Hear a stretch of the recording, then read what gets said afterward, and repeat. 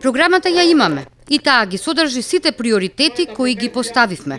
Ова кандидатот за градоначалник на Тетово од Сојузот за иднина им го порача на граѓаните кои присуствуваа на собирот кај Касарна. Месеци наназад како траеше отпорот беше со една единствена цел: да извојуваме победа, нови избори, а со тоа и да се избориме за модерни парламентарни избори кои ќе променат оваа власт која што е ненародна, буквално ненародна власт. За носителот на советничката листа, ова е можност да се гласа за својот град.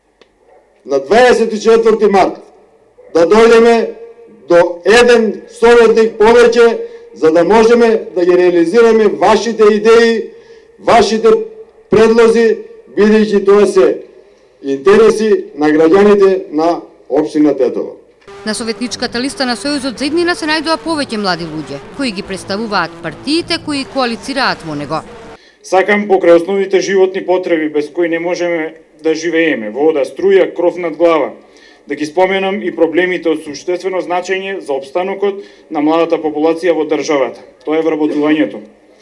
Но не она селективно вработување кое се добива со вадење на партиски книжки и кое го добиваат само партиските послушници, туку тоа вработување кое го заслужува секој млад човек откако ќе го заврши своето школување. Сојузот за иднината е вистинското и реално решение за подостојствен живот во градот во кој се родивте, образувавте, работите, живеете. Сојуз кој со сета енергија и ентузијазам ќе застане во одбрана на вашите права.